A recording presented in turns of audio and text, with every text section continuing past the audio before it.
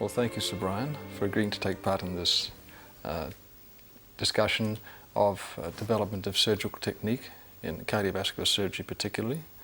And if we have an opportunity to canvass some of your early life and the occupations and interests that you had, which may have contributed to this development of you as, we can only say, cardiovascular surgeon extraordinaire, with no superiors in your field, perhaps in the history of cardiovascular surgery.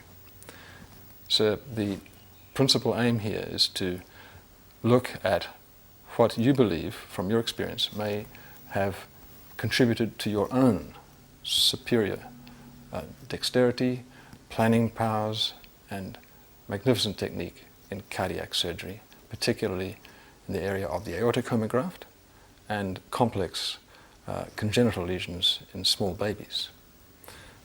So the principal interest we have is to find out what it is that potentiates such development. And I'd like just to go into your early life to see what we could discover from your recollections that you believe may have assisted in this development of yours. So could we start with your early childhood perhaps, and hobbies, interests that were cultivated privately by yourself or with the assistance of others? We know that, of course, you were very interested in woodwork, piano playing, and other things perhaps you would like to discuss, brought to our attention. Yes, I don't know how much any of these individually played, of course.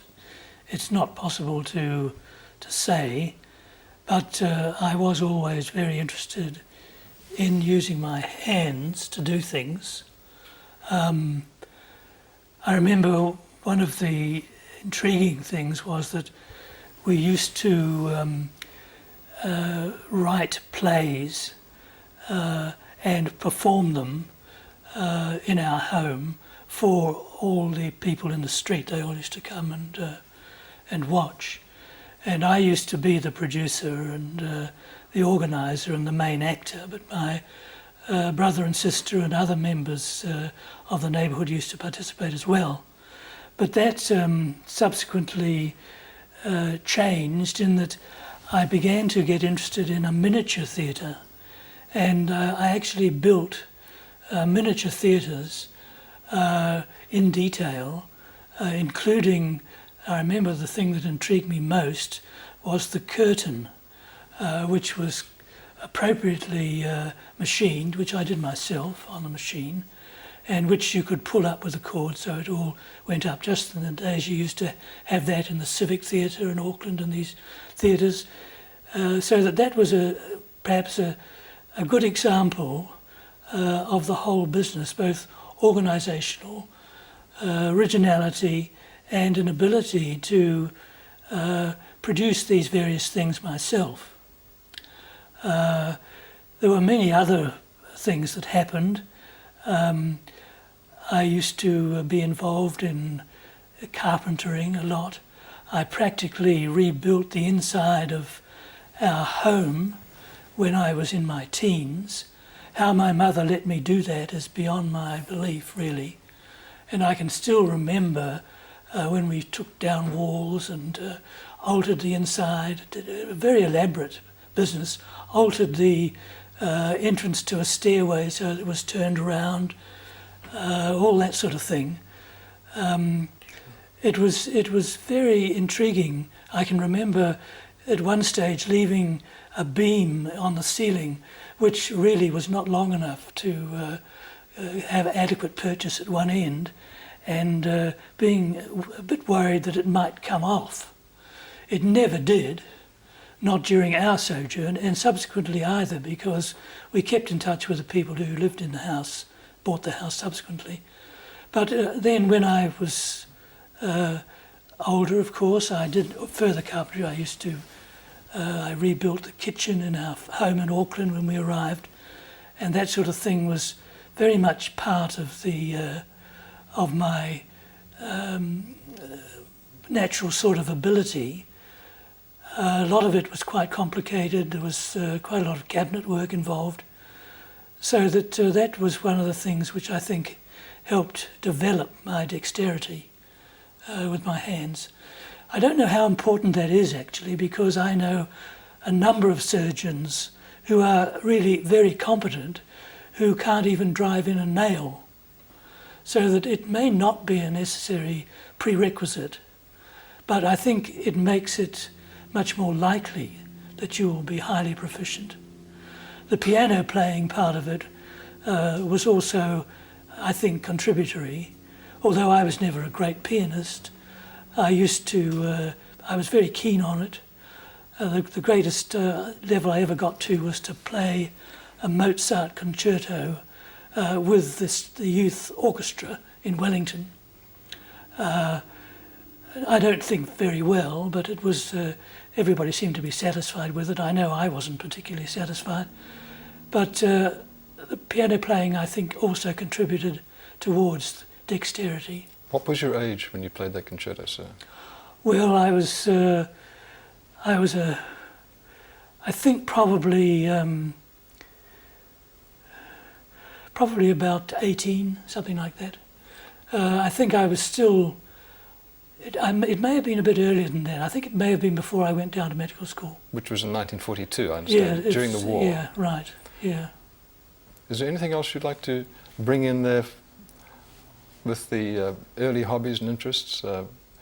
Anything you might have missed? I found it fascinating about the curtain on the miniature play theatre. Yes, it was. Perhaps your first example of suturing, sir, with the stitching you described. Well, I used to do a lot of stitching, not only with that, but I used to run the children's Sunday school. I was very keen church participant as a youth, and I used to run the kindergarten and the Sunday school for the church, and I used to make all the banners and the different things that went with the different Anglican seasons. So I used to sew those and make them. May I just say that what I'm seeing here is a possibility of aligning or seeing coordination and arrangement and organisation of endeavours as going hand in hand with actual dexterity. That's to say, a procedure which you perform of any sort requires planning and organisation. You speak of Sunday school, presenting a piano concerto as a soloist, as the theatre, as organising the refurbishment of a kitchen and the lounge and these things. This is organisational, and I would just touch you on this point. So how much do you believe, as we go on, we'll discuss it further, the organisational aspects, which are obviously had tremendous momentum in your characteristics and your development right through your career as well, how many of these aspects contributed towards ease of application of your techniques? I think the organisational part of it is extremely important.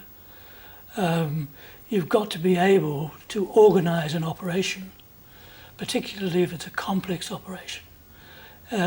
So you've got to be able to know exactly what steps you take, so that before you begin you can be confident how you will proceed. So that's a very important aspect. It's even more important, of course, in open heart surgery, where you are in control of a team.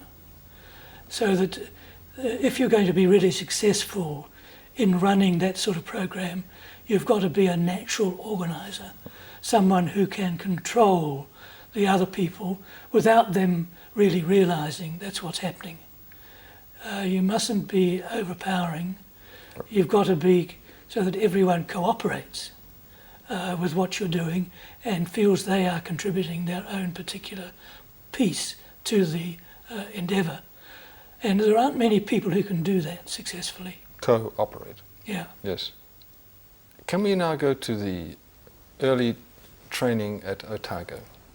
You were selected at a very high level from a very, can we say, exclusive set of applicants.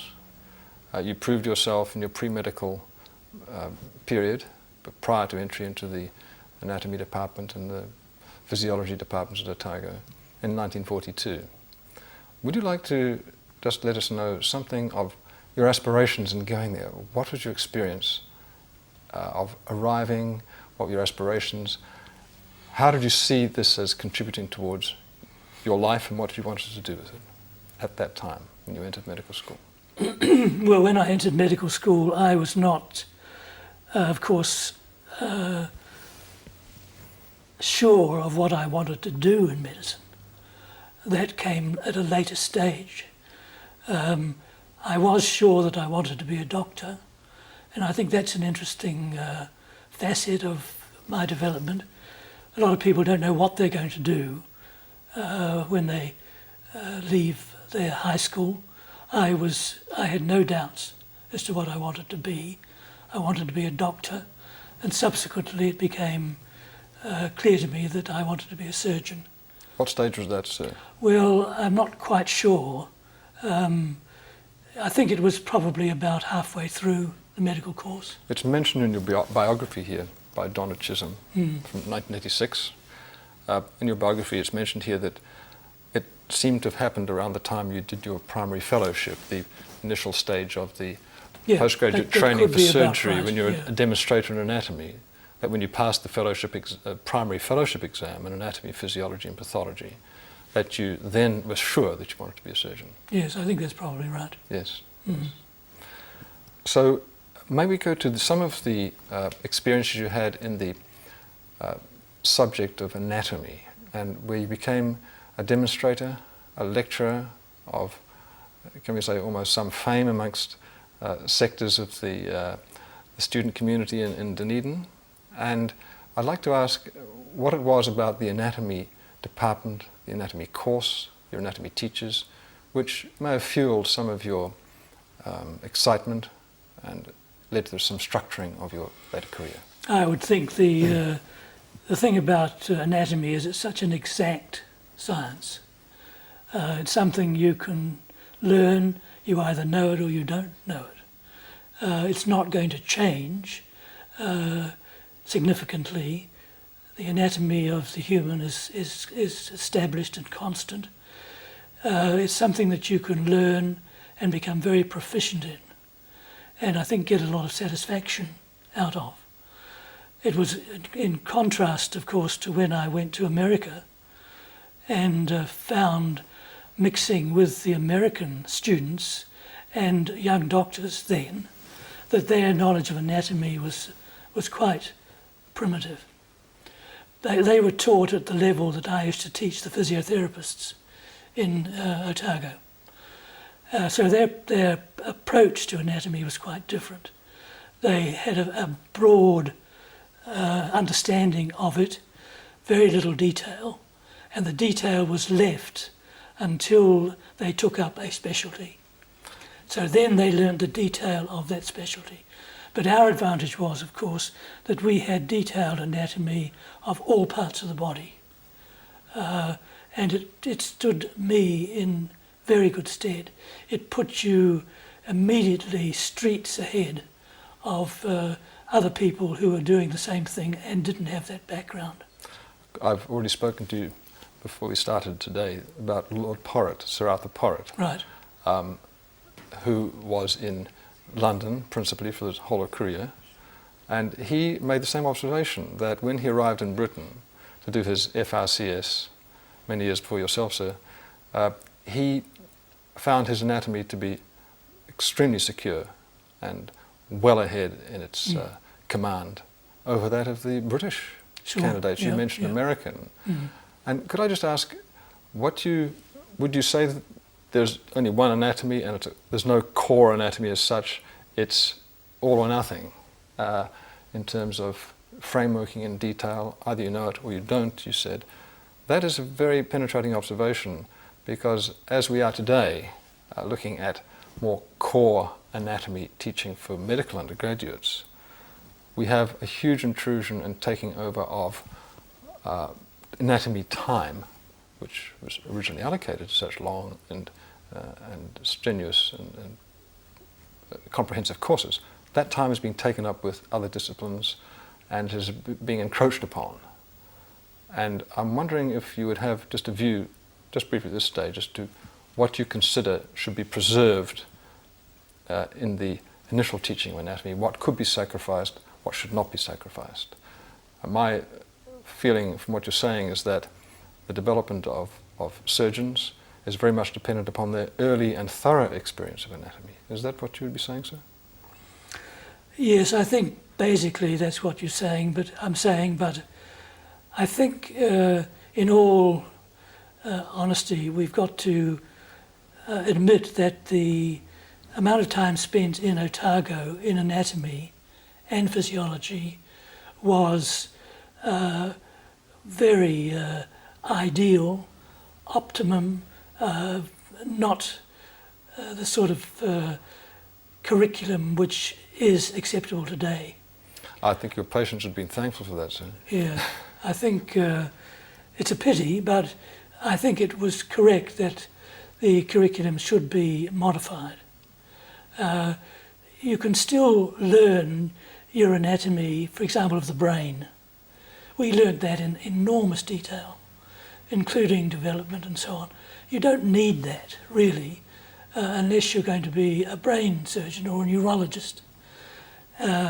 Similarly with the heart, although the anatomy of the heart we learnt in medical school was of a reasonable standard, it wasn't nearly as elaborate as we subsequently learnt it as a surgeon. And I think you've got to try and find some ground in between where you don't spend a great deal of time on things which for most people who go into medicine are not going to be subsequently applicable.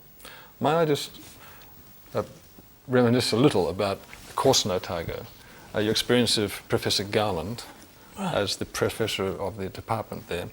This is the book by his successor, Professor Adams, which embodies most of Professor Garland's principles and teaching methods. And in this book here, you'll see that in fact his dissertation on the heart is rather short. And there's of course the dissection part there, sir, that is Adams' progression of Professor Garland's work, but it is mostly original.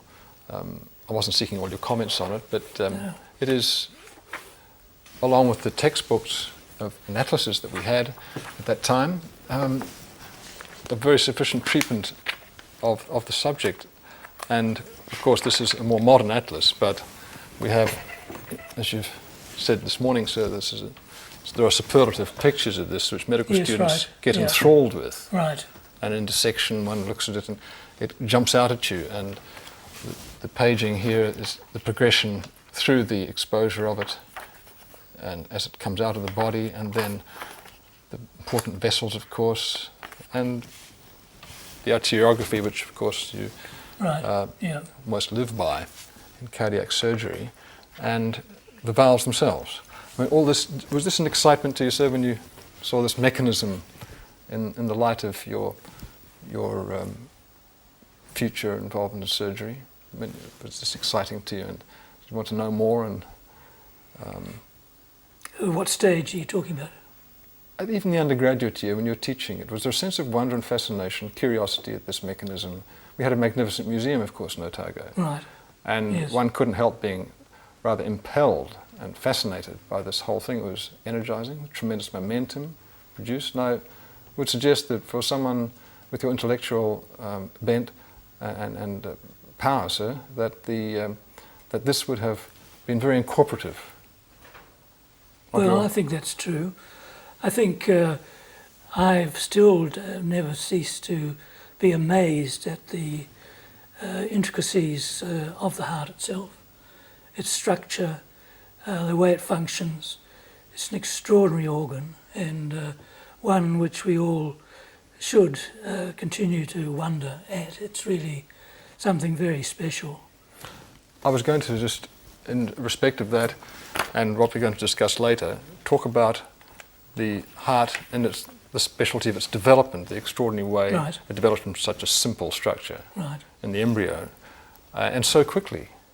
And of course, with all the possibilities for something to go wrong in that development, which of course occupied a huge amount of your career in correction of cardiac defects in children and older people, babies, And these are the pictures, of course, of the schema of the development of the heart. And I wondered if you'd like to see how this sort of orientation in teaching of embryology, in your own experience, helped you to plan, if you like, and become an organiser of your own endeavours in congenital corrections. Yes, well, embryology was very important, and it's a good example of the difference in the teaching in Otago compared with the States and the UK, in that we did spend a lot of time on the development of the heart and the brain and all sorts of other parts of the body. The heart is one of the most fascinating developmental stories because, of course, as you said, it's got to function right from the beginning, because the development of the fetus is dependent on a circulation. So the heart's got to be working right almost from the beginning. Initially, of course, it's just a simple tube which squeezes the blood around, but then within a very short time it septates, develops valves, so that it develops a circulation which is able to allow the fetus to develop completely. So it's very basic, and if this function goes wrong during development, of course, the fetus does all sorts of unusual things because the blood supply to it is not adequate or is altered in some way. So the development of the heart is very interesting and played a very important part in my understanding of the various defects, particularly in congenital heart disease, of course. Maybe just recall that Professor Garland, your chief in anatomy at Otago, was an ardent embryologist. In fact, he was one of the first people in Britain, in Manchester, to set up a comprehensive and course in embryology. Yes. And which tradition I think he obviously perpetuated in Otago. He was a great teacher. Would you like Quite to say? remarkable. A great teacher. I didn't have anything to do with Bill Adams as a teacher, although when I came back as a demonstrator, he was then the professor. So I didn't have anything to do with him as a teacher. But Garland was a remarkable teacher. His methods were, I think, quite unique. His simplification, his methodology made you very enthusiastic about the subject. I certainly became very enthusiastic about it. Something must have rubbed off on you, sir, Yeah, with right. that example. It was a very interesting period. Thank you. So maybe now go to the postgraduate training and experiences you had, recalling that it was in 1952 that you, after a period of postgraduate surgical training in New Zealand, where you took the fellowship of the Royal Australasian College of Surgeons, that you then took several surgical posts, starting in one of the places, Palmerston North, under several teachers and chiefs. Can you describe some of their aptitudes, styles of operating, styles of teaching, the way they organised things, and how you critiqued, if you like, personally and privately, the ways they went about things, and how you saw yourself developing in the light of that sort of training?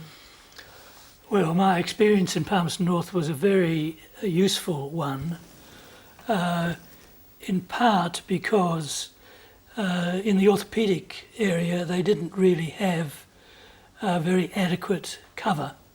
They had a surgeon who used to come up from Wellington, Cunningham, a very competent surgeon, but he didn't come very often.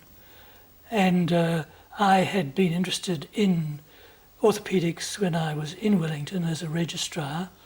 I had been exposed to it there, and I was the sort of person who had no difficulty really in adapting and adopting techniques, and could apply them without worry and without great concern so that I actually took over the orthopaedics at Palmerston North as a registrar.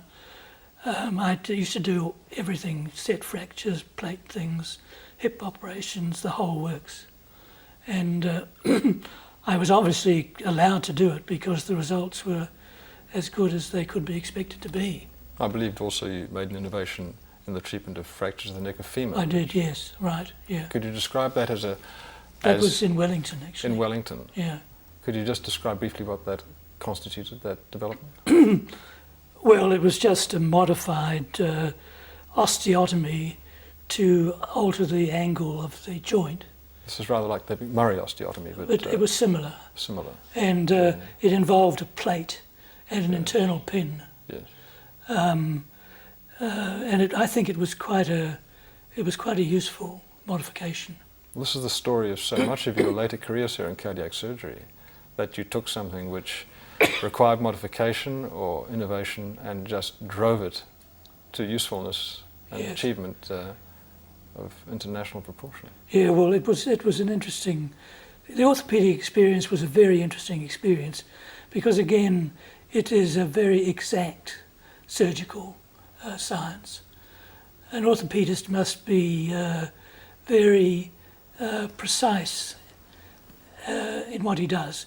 If he makes mistakes, the leg's going to be crooked, the fracture's not going to heal, the hip joint will get infected, etc., etc.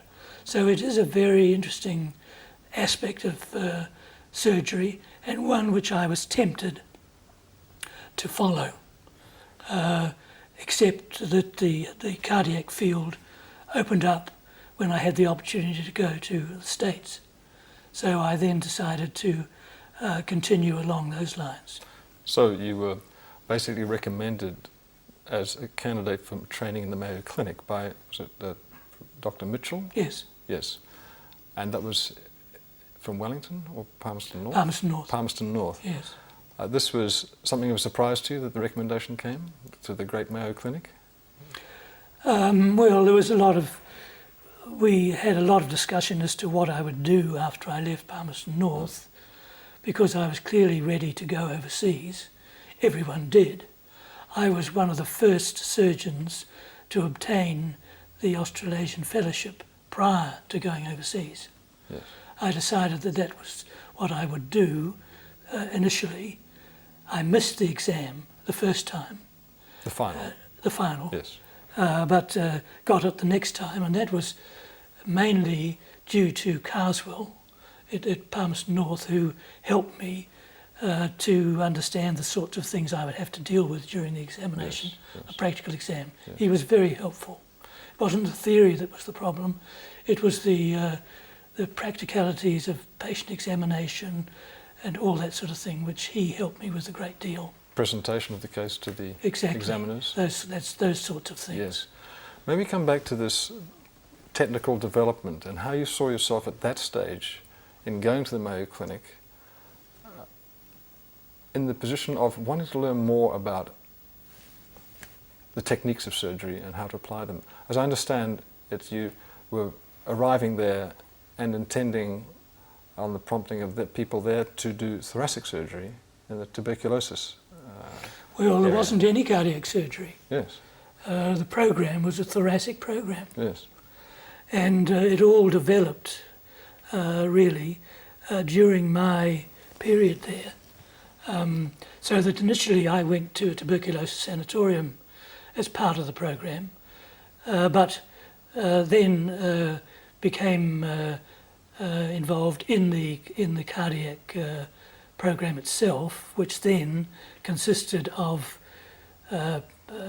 coarctation, ductus, and blind mitral valvotomy and a few other operations.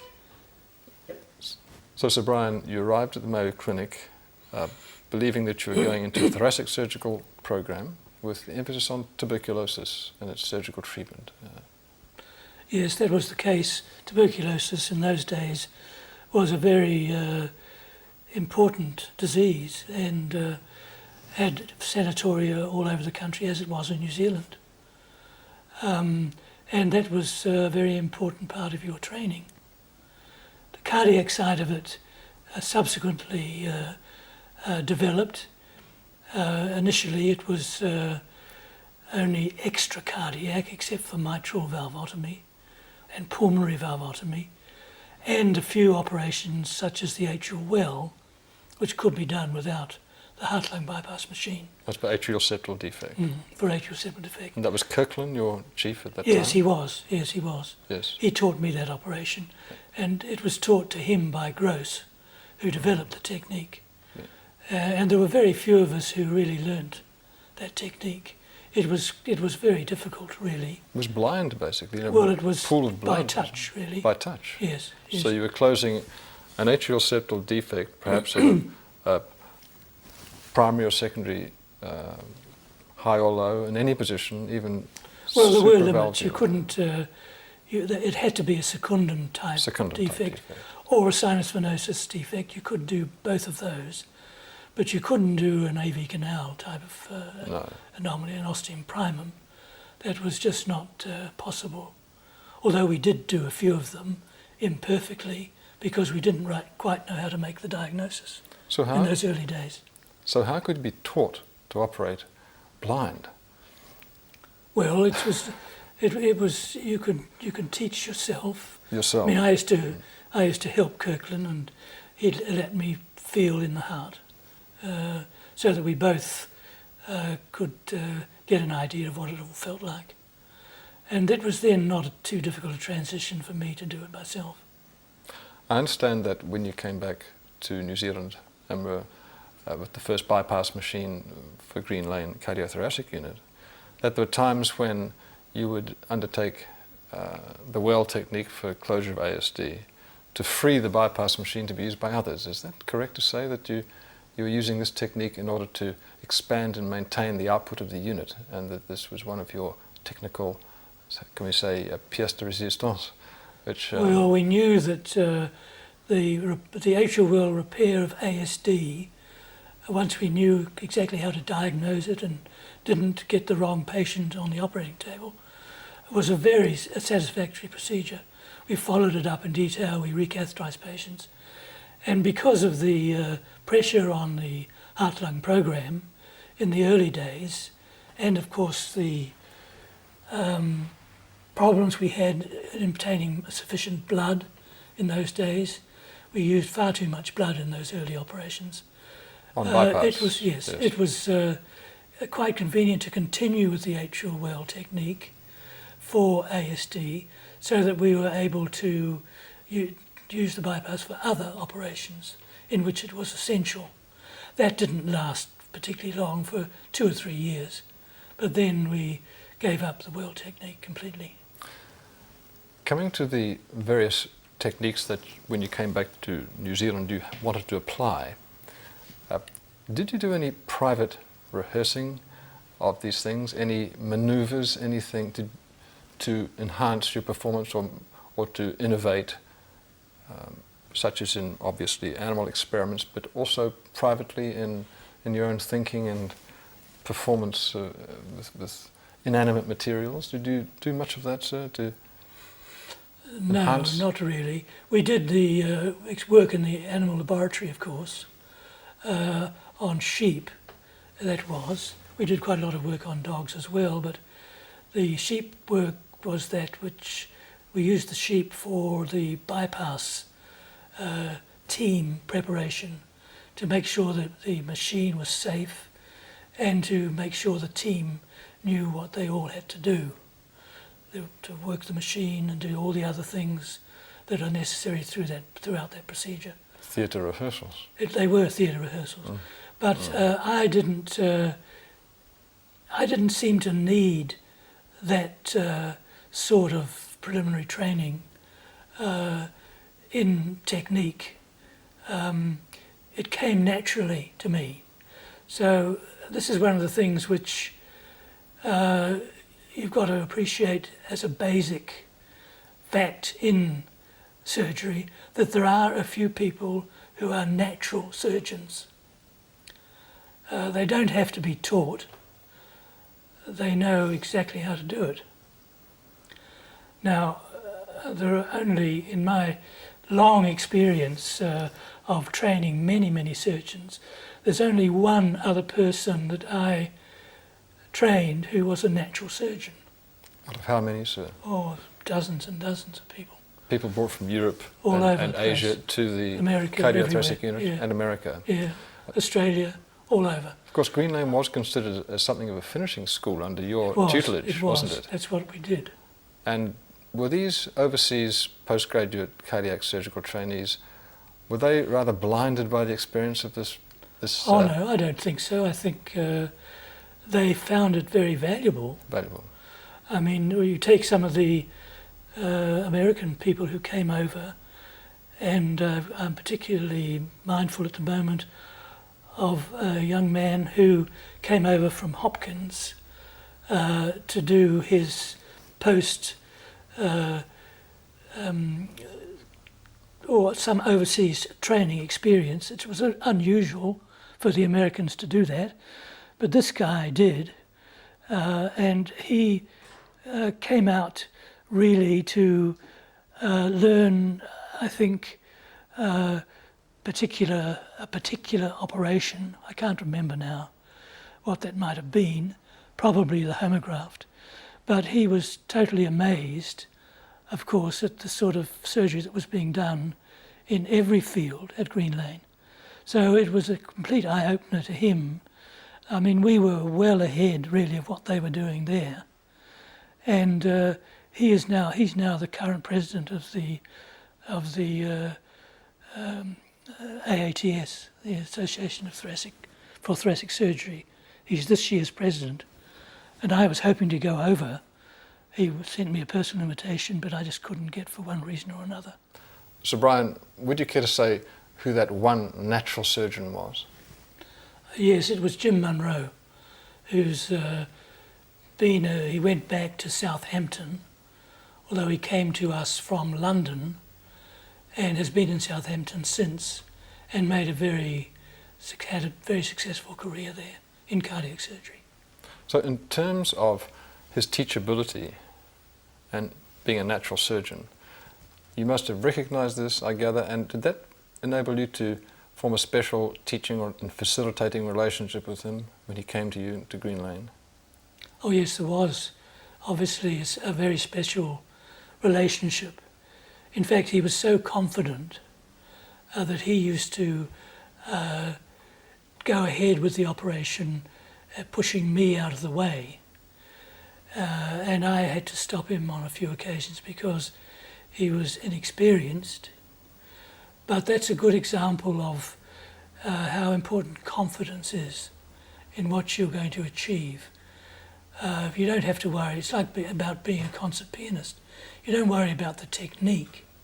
You worry about the interpretation of what you're performing.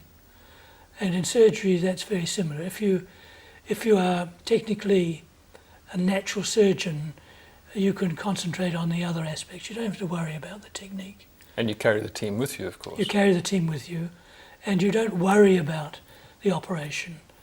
You don't have to worry about whether you can do it or what you do next. The whole thing falls into place.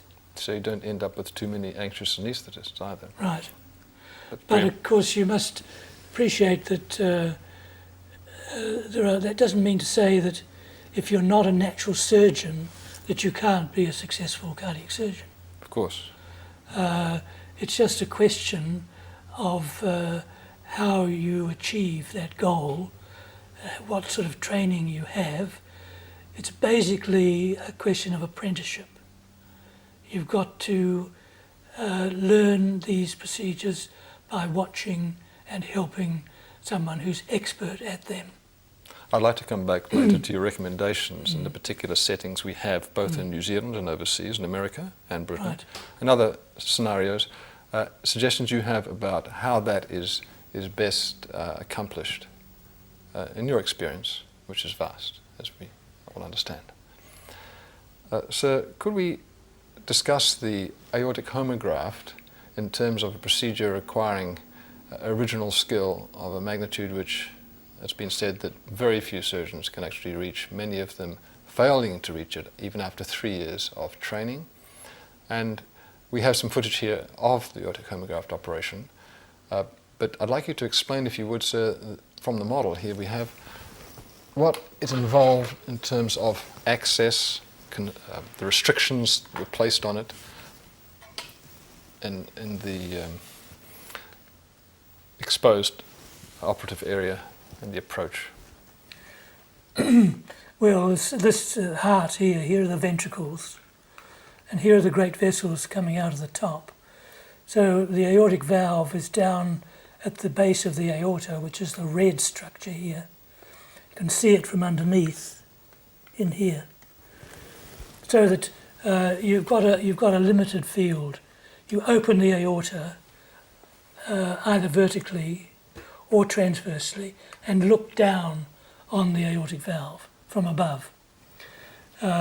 You've got to, of course, clamp the aorta at this level to prevent the blood that's circulating from the heart-lung machine getting into the operating field.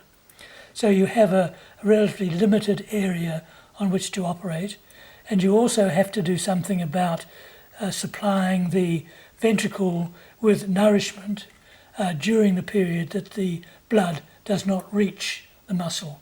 It doesn't go through the coronary arteries if you've got the aorta cross-clamped here.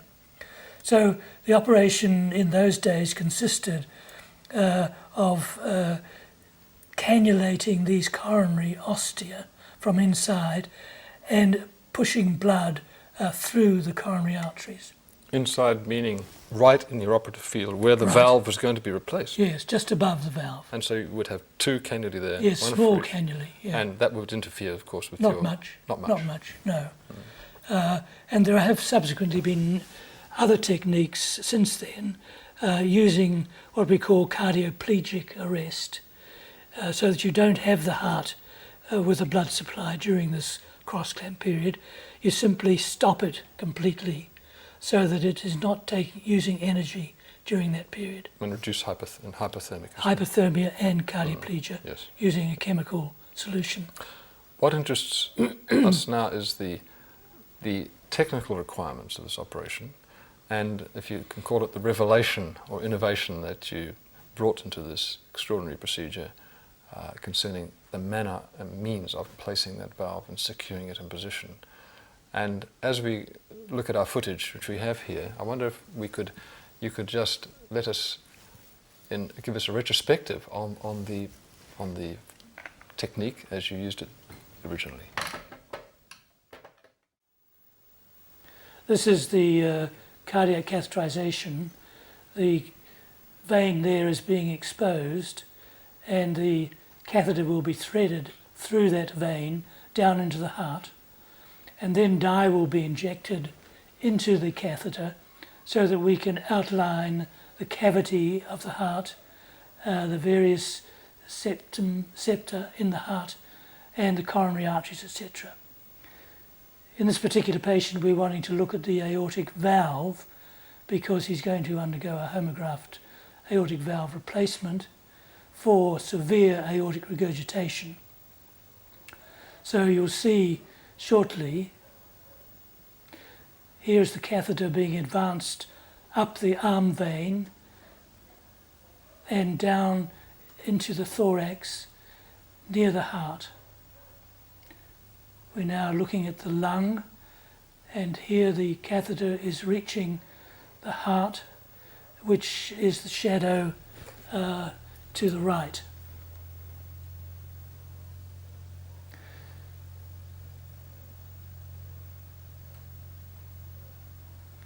The X-ray machine is now put into position, so preparatory to injecting the dye, so that we can take a cine angiocardiogram. Here's the dye going to be injected into the patient.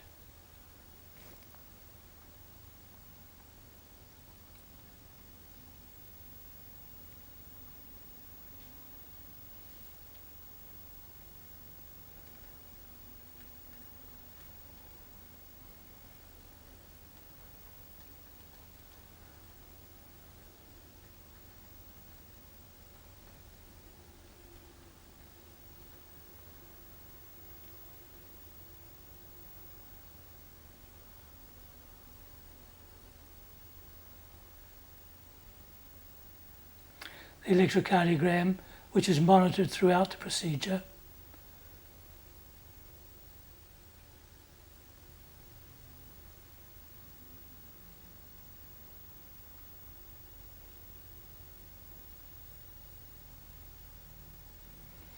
And the catheter end is now connected to this device, which allows the dye to be injected under pressure and rapidly into the heart. You'll see when it is injected, the piston will move down, as you see now, and the dye is forced in. And here it goes into the heart. The aorta's up. You can see the aorta, the aortic valve by the arrow, and the left ventricle beneath it, outlined by the contrast medium.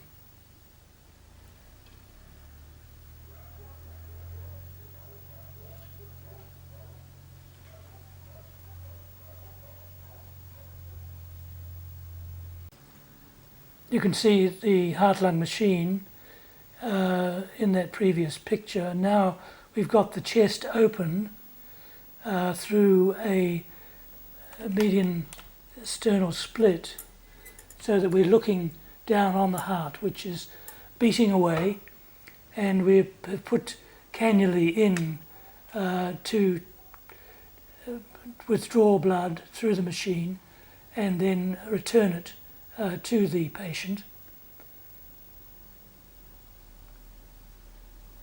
You can see the aorta has been clamped at this point. The heart has been stopped because it's not getting blood. We open the aorta, as you see here, and then we are in a position to expose the valve from above.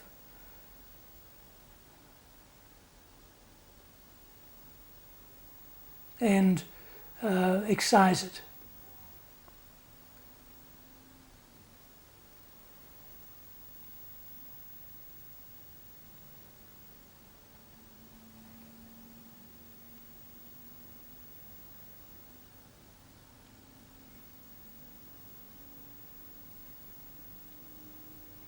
Those are the leaflets you can see there inside. The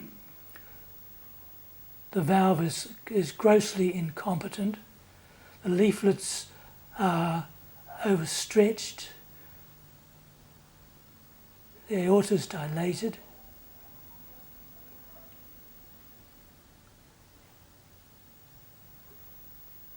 This is probably a rheumatic valve, and this is how we put in the homograft.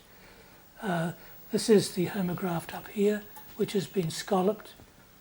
It's going to be placed down. This is the remnant of the patient's own valve, and we're going to put sutures in, lower this valve into position and suture it so that it is approximately in the same position as the original valve.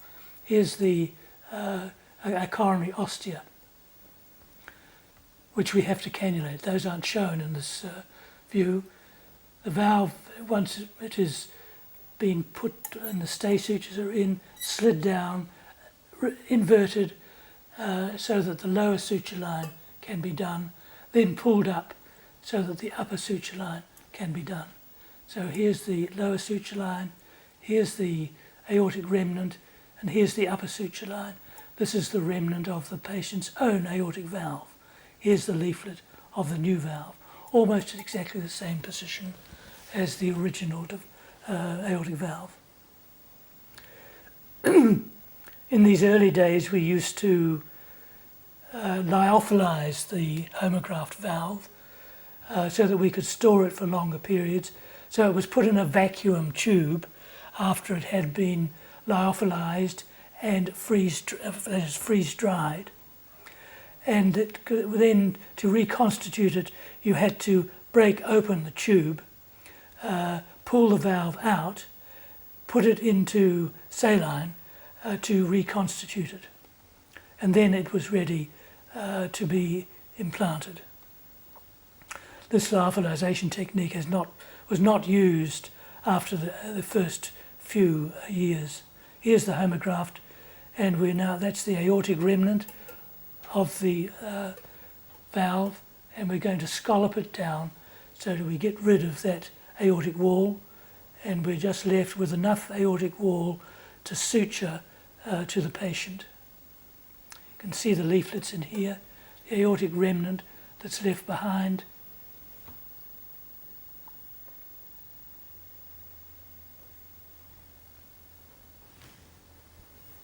So all three sinuses are scalloped in this particular procedure.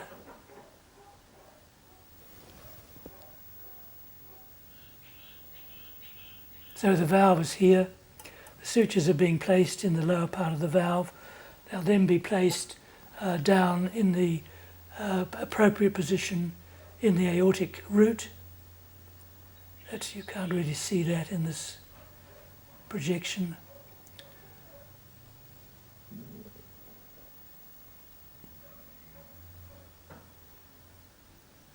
And once all three of those have been placed beneath the three excised cusps, we can then lower the homograft down into position on those sutures.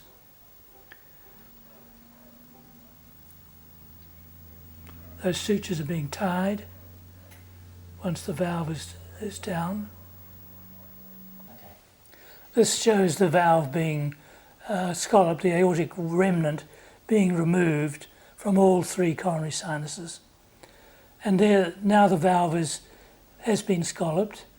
It's outside the heart, of course, and we're putting sutures in the valve beneath each three of the three leaflets, and then into the aortic root of the patient, so that we can then slide the valve down into position and complete the suturing.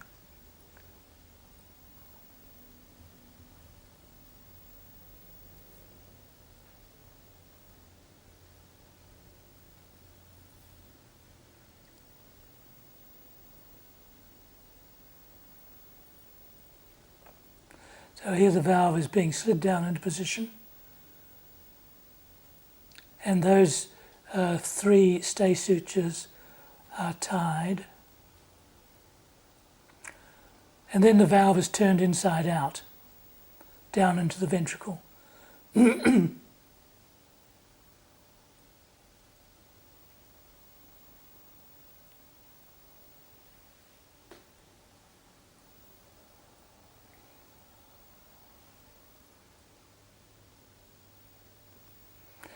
Very difficult to see without colour.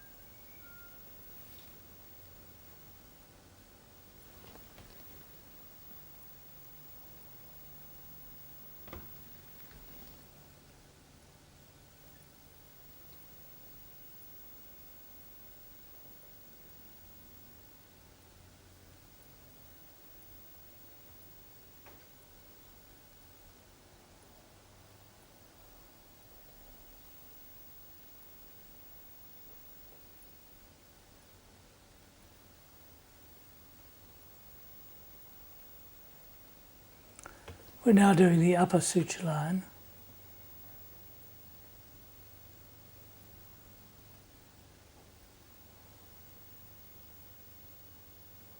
And it's been completed, the aorta's been closed. the heart is shocked electrically back to a coordinated beat. As you see here, it came back immediately.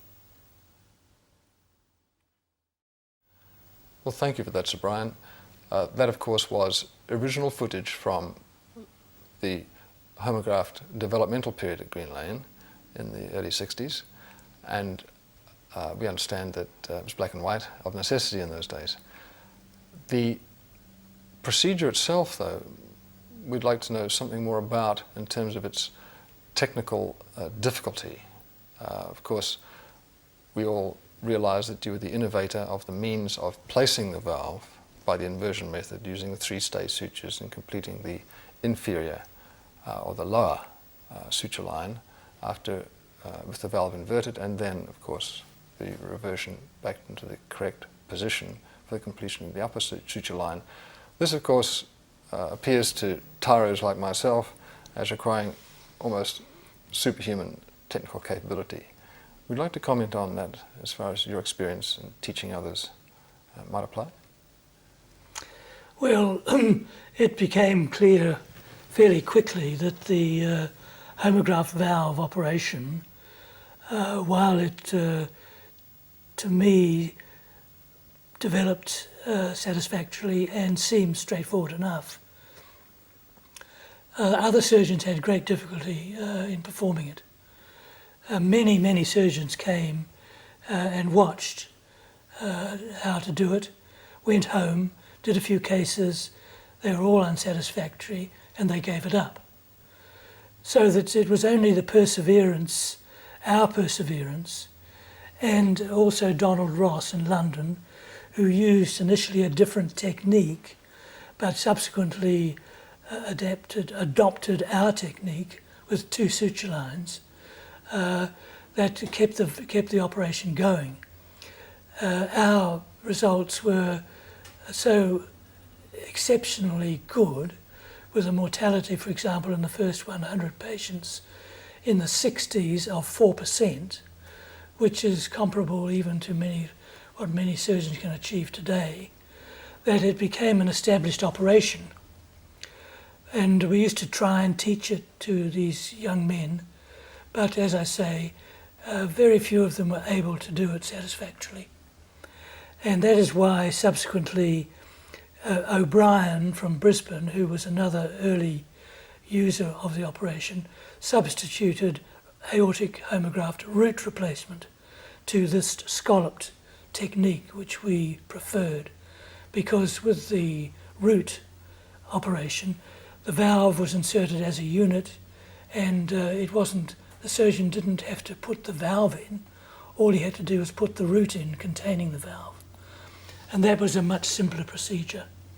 And that is the operation which has been adopted in many parts of the world now for homografts.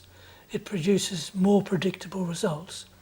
And there are still only a few surgeons who can do the scalloped operation successfully, repeatedly, and with very low complication rate. By aortic root replacement, you're referring to excising a sleeve of aorta containing the valve and replacing that with the homograft, the replacement section from a deceased person. Exactly. Yes. Yes, that's right. Yes. That would seem to involve reanastomosis of the coronary arteries. Yes, it does. Again, a technical difficulty? Yes, it can be difficult, but from the point of view of placement of the homograft, it is much easier to do, because the problem with the homograft operation is that you have technical error and you end up with incompetence of the valve. We didn't realise initially either how important sizing of the homograft was, and we tended in our early cases to put it into a too large a root so that it became centrally incompetent because it was too small. That error was subsequently corrected. But the problem with the homograft is the incidence of incompetence subsequently, due usually to wearing out of the leaflets. Which are not the natural leaflets. which are not the natural leaflets. Concerning rejection, we're so used now to being afraid of it in terms of acceptability in the long term. With the aortic homograft, there was no problem. Well, no, that's not true. The homograft does reject. It's well established now, and in fact it's probable that the reason that the leaflets degenerate is because of a low-grade rejection reaction. It's a privileged tissue insofar as it doesn't contain many nuclei, much cellular material, which is the focus of the rejection reaction. But it does contain enough to initiate a reaction, usually. Is sufficient grounds for using immunotherapy to counter anti-rejection therapy? That has been a suggestion. And it is one way of doing it. If you put a total valve transplant, a heart transplant rather than a valve, a heart transplant, which of course contains the homograft valve in position, in its natural position, in fact all 4 heart valves, they don't degenerate. And that's probably because of the immune response is suppressed by the immunogenic treatment. So that is one way of preventing this problem. Another way is to try and get rid of the immune producing material in the valve. Provocators. For example, removing the cells. Yes. And there are all sorts of other techniques. Yes. Did the glutaraldehyde method destroy those cells? Glutaraldehyde does destroy the cells, yes. That's never been used by me for homograft preservation, no. No, thank you. So could we now just go on to the development and in your unit of the profound hypothermia method for the treatment of complex lesions in particularly small children, where the timing of complete correction became so important in your view and subsequently proved internationally in vast experiences to be correct. Profound hypothermia in a strange way raises the requirements for superior technical performance in the operator, as I would understand, and we have a situation in a paper which was produced by yourself where such a case was performed with such extraordinary speed and accuracy that it almost defies belief by an ordinary reader of surgical standing. Would you like to comment on that development of profound hypothermia as was developed in your unit with the Mori technique from the Japanese visitor to the unit at the time? Yes, well, we were, as you've said, we were introduced to this technique by the Japanese surgeons who came out to the unit to learn homograft surgery. And they told us what they were doing with this homograft technique. And we took it into the experimental laboratory and modified it somewhat, and then used it in human patients commencing in 1968. The Japanese had used it prior to that, but in a limited number of conditions, straightforward things like VSD, ventricular septal defect, and atrial septal defect, and some other straightforward operations.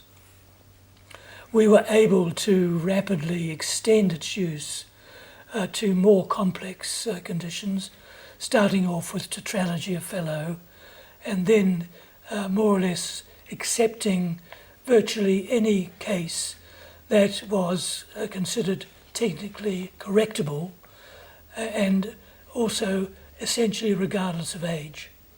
So this was a very major breakthrough in surgical technique, because the heart-lung machine was not then satisfactory in small infants. It produced too much damage to the blood so that the children and the babies usually died. And that's why the surgery in this age group was virtually existent at the time that we introduced hypothermia. It then rapidly expanded, and the hypothermic technique was adopted worldwide and used by almost all surgeons in operating on congenital heart disease. But as you mentioned, it had the problem that it has time restraints, because the problem is with how long the brain will maintain normal function after it's deprived of oxygen. And we were a little uncertain of the safe cardiac arrest period, because with the hypothermic technique, of course, you completely arrest the circulation and work inside a completely flaccid, empty heart. And the brain during that period does not receive any circulation either. It soon became clear that brain damage was prevented, or largely prevented, if you limited the circulatory arrest period to about 45 minutes at about 16 to 18 degrees centigrade. So that was the technique, that's how the technique developed. But subsequently it became apparent that most of these operations could be done using the newer heart-lung bypass circuits. So that because of the time restraints, because of the difficulty that most surgeons had in performing these operations within those time restraints, profound hypothermia became much less common and is now virtually confined to a few operations, such as transposition, some atrial communications, and total anomalous pulmonary venous connection, for example. Isomerism? Isomerism? And some isomerism. Total some chaotic complex, development. yes. Conditions, but for shorter periods. And this operation that you've got here, this early publication, was a first. It was the first time that the aortic arch interruption had been corrected at one stage in a neonate. But with so many other lesions. Well, it happened that this patient not only had a VS, ventricular septal defect, which is usually present in aortic arch interruption, but it also had a total anomalous pulmonary venous connection. How old was this baby? This baby was 8 days old. 8 days old. At the time of total correction. And that was a full-term child? It was a full-term child, yes. Yes. But unfortunately it did have a chromosomal abnormality which we weren't aware of at the time of operation, but which subsequently prevented its normal progression, although the child lived for many, many years and we were able to follow it up. But we were able to do all these corrections, the ductus division, the correction of the total anomalous pulmonary venous return, the correction of the interrupted arch, and the closure of the ventricular septal defect in one procedure, but it required 3 arrest periods. Totaling how long, sir? Totaling about altogether, if I look at this, about an hour and a quarter or something like that. That is extraordinary for correction of so many defects.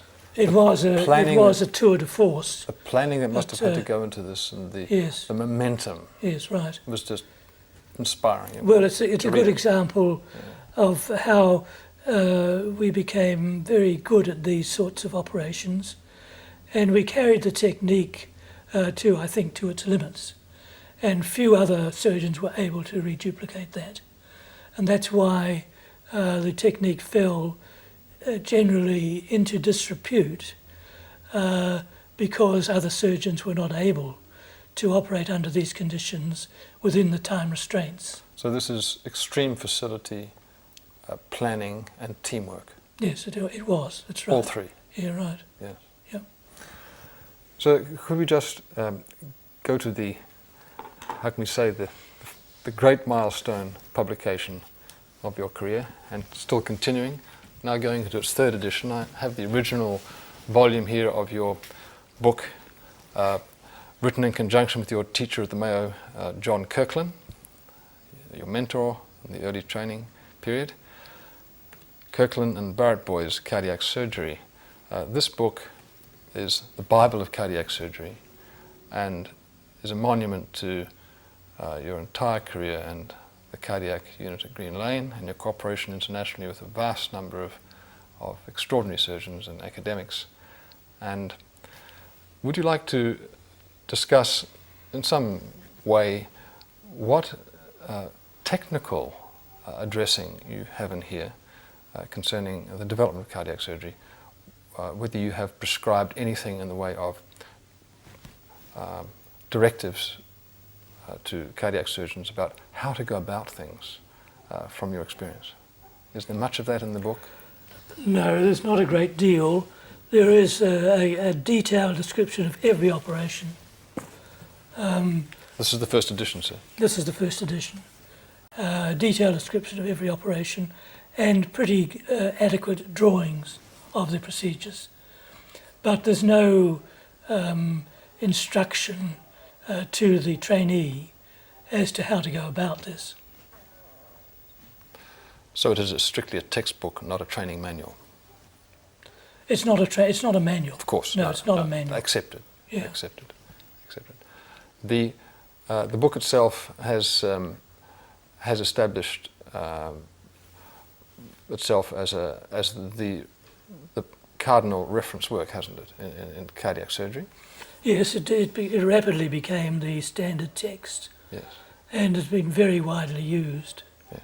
And of course there was a second edition brought out in 93, I think. And that's in 2 volumes? That's in 2 volumes. And because it became too heavy to cart around, really.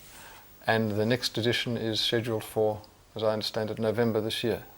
Yes, it's being written by another group, but they have maintained the original format, so that it's not a multi-author book, which most textbooks are, of course. This first edition was written, and the second, by Kirklin and myself. We had advice and help from others, but we wrote every chapter ourselves. Thank you for that, sir. It's an extraordinary book. It's accepted, as you say, as the Bible, and we're very grateful to be able to have a discussion concerning it with you now. The last thing I'd like to approach here is any recommendations you might like to put forward regarding the development of adequate technique in surgeons approaching the cardiovascular and cardiac surgical arena in their training, and whether you regard the workshops that are done at the postgraduate level as sufficient at the stage they come for the development of sufficient competence for this sort of surgery. My suggestion might be that identification of aptitudes at a very much earlier stage of training could be appropriate, and facilitation of that before the postgraduate stage could be an advantage, depending, of course, upon the career convictions of the candidate and the student. Yes, well, I think you're right. I think what we've got to remember is that cardiac surgery is the most difficult surgery you can perform, particularly if you're going into congenital surgery, which is now being channeled into a very few major institutions, for the simple reason that there aren't many surgeons who can do it. But those surgeons now who are doing it in these larger institutions have an enormous experience and are very competent, so that the techniques have become very refined and the results are really extraordinarily good. But it's very important to realise that before you go into cardiac surgery, you have to have proven yourself as a competent operator. And the only way to do that is to have an adequate training in general surgery.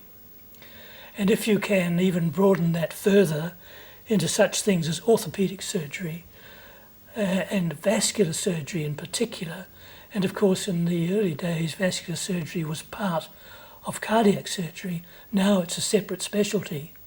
And anyone wanting to go into cardiac surgery should make a point of having vascular surgical training during this preparatory stage. And it should be possible at the end of that period to decide whether this particular person is capable of developing the skills required for cardiac surgery. So would it be true to say that self-selection is out? That somebody just wanting to be a cardiac surgeon is not a sufficient qualification? Basically not. I think that a number of people need to be told at a stage in their career where they can still change direction, that they should change direction and do something else. Because cardiac surgery isn't the only thing. There are many, many other suitable forms of surgery. So that there should be a selection process. It should be part of the training program. And it should go on not only right at the beginning, but at various stages during the training. You may have to suggest at an even later stage that that person should not attempt to continue in cardiac surgery. May I ask whether you think that a candidate for cardiac surgical training has almost an obligation to consider whether he can stand the stress of cardiac surgery at the level it's going to be imposed upon him by these extraordinarily difficult procedures, and whether his technical capability is sufficient to mitigate the effect of that stress sufficiently for him to be productive for a full professional life? Well, that's very much part of it. It's very stressful. And the less good at it, the more the stress. If you are not good at it technically, it's very stressful. It's like a pianist, as we've said before. Could we also say, Sir Brian, that trainees for cardiac surgery at this level should be mindful of the technical requirements and dexterities and planning powers in terms of stress reduction upon them in very complex, demanding operations such as you described? Yes, I think so. I think everyone who's in the field or contemplating the field realises that that is going to be a very significant factor.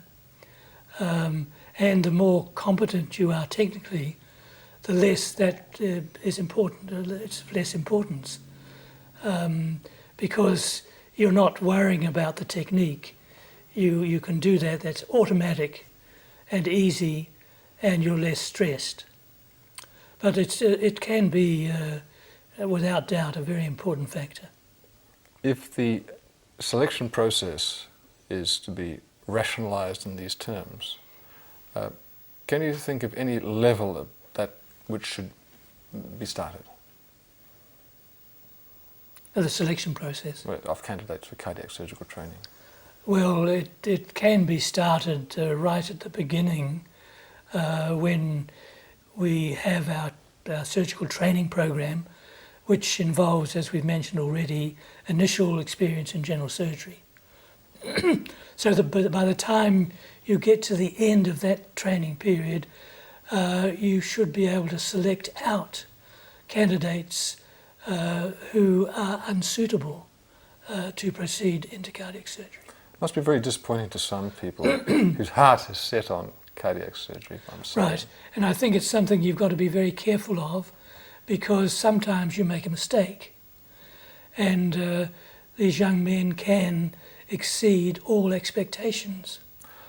How much is remedial tutelage and practice capable of facilitating a development which is inadequate for the discipline at some stage? Can it be facilitated sufficiently, and what are the certainties there? I think the most important thing is that you have an adequate apprenticeship. Surgery's got to be learnt by apprenticeship. And one of the problems with the Homograft operation, for example, was that the American surgeon just thought he could do it without learning how to do it. And the result was usually disaster. Like one scene never forgotten. And moreover, what he would do in many instances is have his senior resident do the operation when he himself really didn't know how to do it. That's absolutely disastrous. You've got to learn these complicated procedures by apprenticeship. And if you can also introduce various workshops, for example, which are now being used in many of the valve operations to show people how to put in, for example, a stentless valve or a homograft, to do aortic root replacement and so on. These are very valuable, but they've got to be established on the background of an adequate technical ability before getting to this stage. So, Sir Brian, we are very pleased to be able to discuss these things, and I would like to just finish by asking you whether you conceive of any early stage foundational experiences, particularly in anatomical training and dissection training, which could, on thinking about what we've said today, help to develop and form a foundation for the later acquisition of surgical skill, given that frameworking and the surgical stance, you might say, resulting from that, may have a very important early part to play in the development of that security and sense of direction, which gives the cardiac surgeon the momentum to achieve these extraordinary feats. There are a number of components. The surgeon himself has got to be familiar or expert in the anatomy of the heart, but he's also got to be expert in the morphology of the various defects which occur. And to be able to do that, you've got to have, for one thing, an adequate museum of heart specimens which have these abnormalities, so that you can examine them, become familiar with them, and work out before you get into the operating room the way to correct them. In addition, then, you've got to have an adequate support team who are able to diagnose these anomalies with great exactness. And we were fortunate at Greenlane in having Peter Brandt, who was a world-class radiologist. He had a three-dimensional mind. He could see things in 3 dimensions, and was able to instruct us all about many of these complex conditions, so that when they came to the operating room, this case we talked about earlier, this 8-day-old with this group of complex anomalies, they were all worked out in great detail by Peter Brandt on cine angiography beforehand, so that when we actually went in to repair this heart, I knew exactly what was wrong and exactly what I had to do. No surprises? There weren't any surprises, but you've got to be able to handle the surprise if it does turn up. But most surgeons in those early days did not have that expertise around them to enable them to go into these difficult operations with confidence that what you were going to meet is exactly what you expected and not something quite bizarre. And that's one of the reasons for our success. So it is a team effort. The surgeon, of course, has got to be technically expert and so that he can perform the correction, but that's only part of the job. After it's done, you've also got to have expert aftercare, intensive care management. So all these things are very important. Would it be true to say that you conceived of procedures such as the homograft, which perhaps no other person could do, or very few people could do, and that this left you out on a bit of a limb, you were alone in that venture, that because of your skill, you were isolated as an innovator? Well, that's an interesting aspect of it all, because one of the reasons that we developed as we did and so rapidly was that we were isolated. We weren't being pounded by everyone else's opinions. You shouldn't do this, you shouldn't do that. We had our own opinions, our own methods of developing, and we went ahead and did it. We didn't have a lot of control by FDA and all these other bodies which interfered with progress in the United States. That's not to say, of course, that they are bad. In many respects, they're very good, but they can stifle original work. And we lived really in a golden period in those early years where we were able to develop these operations without those restrictions. And if we were to repeat that today with all the restrictions, all the litigation, all the problems that are evident in today's surgery, we would be years and years behind what we are now. If those restrictions had been placed at the time in history when the Homograft was developed, do you think the Homograft would have developed with the same speed and facility? No, it wouldn't have. No, it wouldn't have. You can be categorical about that. Oh yes, quite categorical. And neither would profound hypothermia either. So these were golden periods where there was a sort of window of opportunity. You would have had with profound hypothermia, you would have had the neurophysiologist jumping all over you, wouldn't you? Exactly. With justification. Sure, yeah. Ralph Waldo Emerson said, "To be great is to be misunderstood." Were there times personally and for the unit's sake that you felt you were misunderstood in the whole endeavour of cardiac surgery and that this really mattered? Well, no, it didn't really matter, but there was no doubt that we were misunderstood. In fact, we were called liars by these surgeons in London when I went over and gave our results in those early days. They didn't believe them. Extraordinary. So, but that really didn't matter to us in those days. We just felt sorry for them rather than them feeling sorry for us. In your biography, it describes a presentation you gave at a forum where scepticism was running rife and that your conclusion was greeted by a standing ovation, sir. And I think that we can be grateful that this happened in New Zealand, and thank you very much for what you've done today. My pleasure. Thank you, Sir Brian.